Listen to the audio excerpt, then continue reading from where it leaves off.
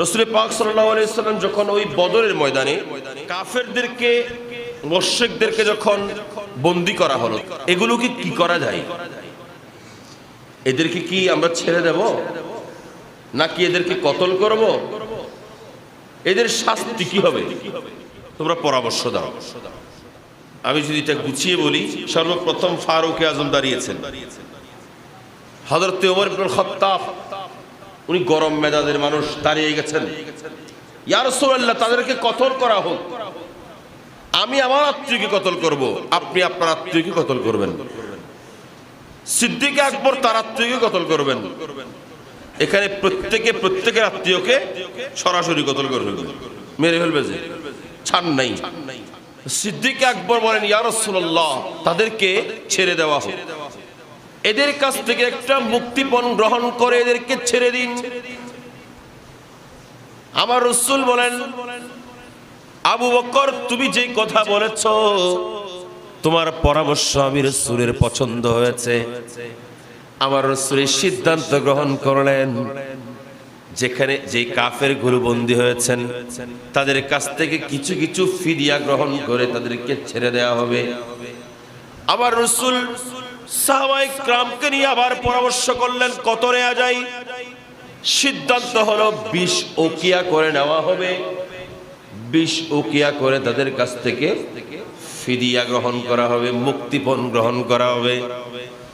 আমার কমলিওয়ালা নবী নির্দেশ দিলেন, প্রত্যেকে 20 ওকিয়া করে দিয়ে দেন।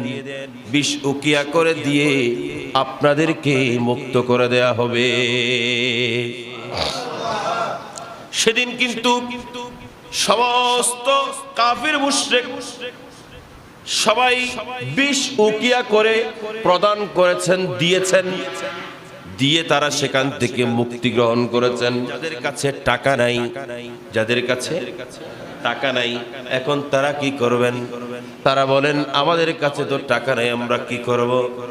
আমার কমলিওয়ালা নবী কত রহমতের নবী, আল্লাহ আমাদেরকে দান করেছেন। আরে আমার রাসূলের কাছ থেকে কোন কাফের মুশরিক পর্যন্ত কঠোরতা পায় নাই, তারা পর্যন্ত আমার রাসূলের কাছ থেকে রহম পেয়েছেন।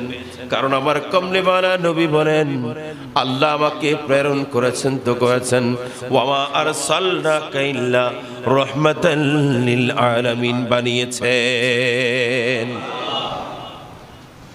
আমার রাসূল রহমত সারা কায়নাতের জন্য। সেজন্য আমার রাসূল সেদিন ওই কাফেরদের উপরও কঠিন শাস্তি, কথা বলেন শাস্তি। আল্লাহর রাসূল বলেন, ঠিক আছে, তোমরা যখন তোমাদের মধ্যে যাদের কাছে টাকা নাই তোমাদেরকে আমি মুক্তিপণ ছাড়া ছেড়ে দেব, তবে তোমাদেরকে তো কিছু করতে হবে। তোমরা কি করবা?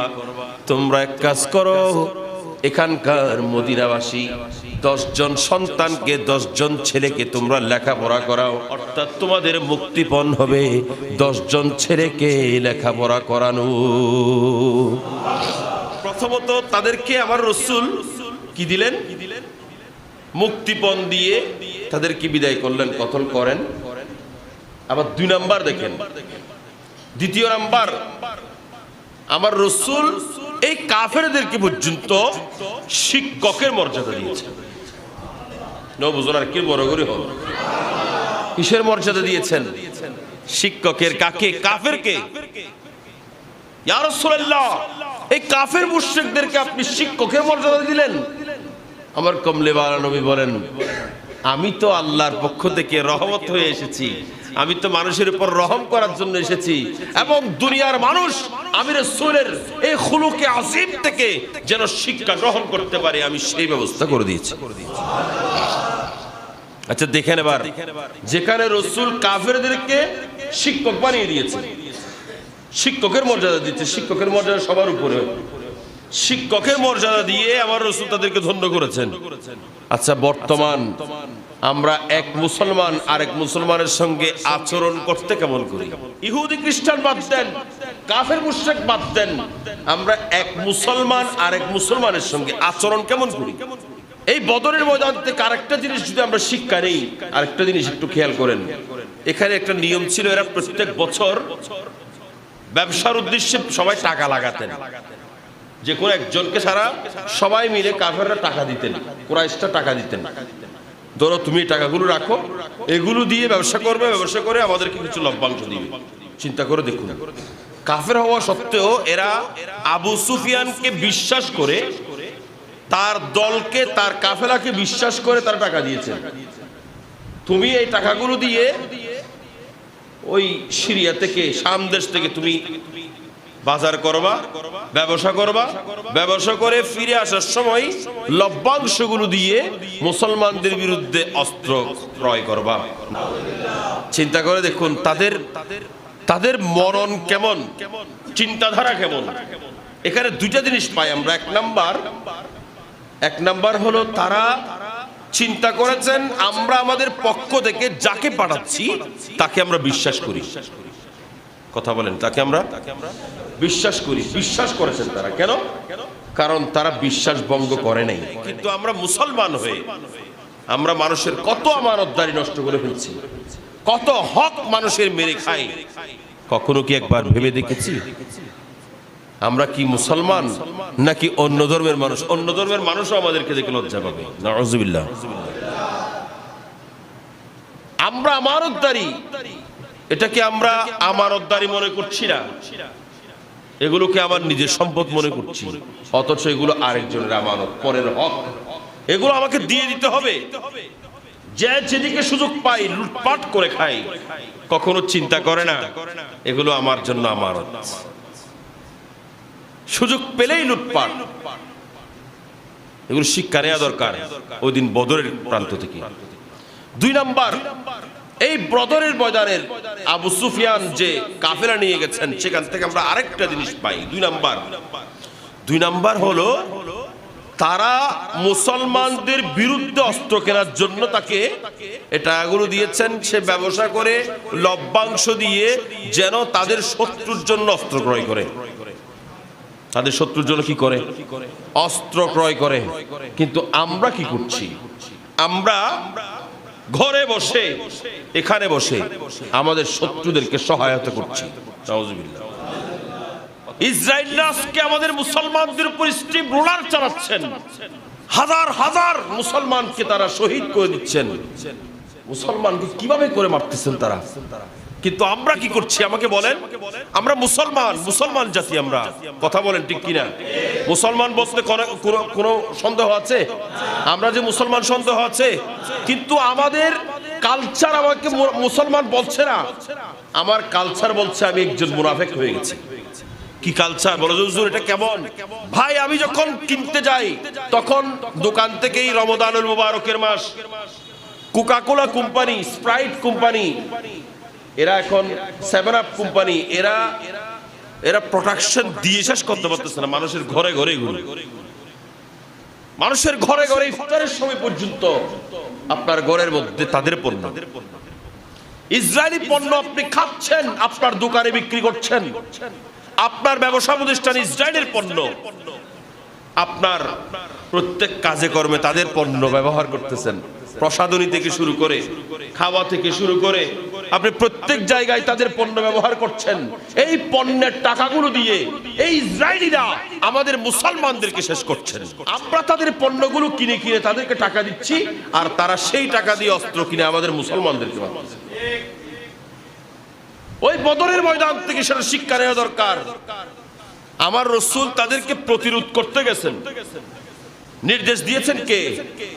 বড় করে বলেন, আল্লাহ নির্দেশ দিয়েছেন। আমার রাসূল রওনা হয়েছেন তাদের বিরুদ্ধে, তাদেরকে রুখে দেওয়ার জন্য। কিন্তু আমরা কি করছি? আমরা রুখতেছি? আমরা রুখি না, আমরা তো তাদেরকে রুখি না, বরং তাদেরকে সহায়তা করি, অর্থের মাধ্যমে সহায়তা করি, যেন তারা আরো বেশি আমাদের বিরুদ্ধে অস্ত্র নিতে পারে। আমি আজকের জুমা থেকে আপনাদের খেদমতে আরজ করব, একটু চিন্তা করুন ভাই, আমরা মুসলমান তো, একটু চিন্তা করুন। আল্লাহ আমাদেরকে একটু সুস্থ মস্তিষ্ক দিয়েছে, একবার চিন্তা করুন আমি আমার টাকাগুলো দিয়ে আমি কেন এভাবে করে মুসলমানদের বিরুদ্ধে অস্ত্র কেনার ব্যবস্থা করতেছি। আমরা তাদের পণ্যগুলো যদি অন্তত বর্জন করতে পারি, অন্তত তাদের শক্তিকে আমরা কিছু হলেও কমাতে পারবো।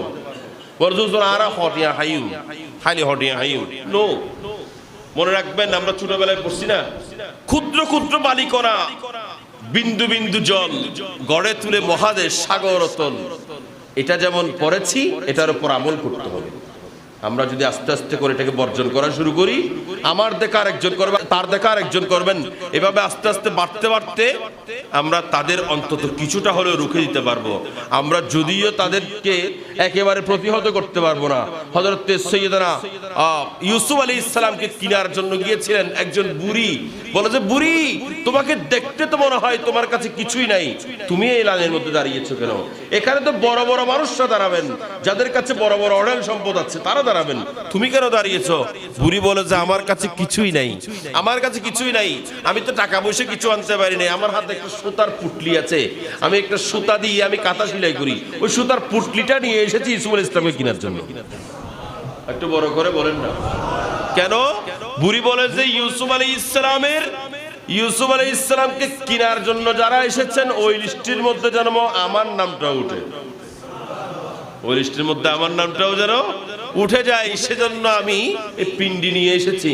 আমি আমার মুসল্লিদেরকে বলবো, আপনাদের খেদমতে আরজ করব, আমরা অন্তত কিছু করতে পারি আর না পারি, অন্তত মুসলমানদের জন্য আমার অন্তরের মধ্যে ভালোবাসা আছে। যে আয়াত পড়েছিলাম, ইন কুনতুম তুহিব্বুনাল্লাহ ফাত্তাবিউনি ইউহিব্বুকুমুল্লাহ, যদি আপনি আল্লাহকে ভালোবাসতে চান তাহলে আগে রসুলকে ভালোবাসেন, আগে রসুলের ইত্তেবা করেন। রসুলের অনুসরণ আমাদের অন্তরে আছে, সেটা একটু প্রমাণ করি। কথা বলেন ঠিক কিনা? আল্লাহ পাক আমাদেরকে বুঝার তৌফিক দান করুক।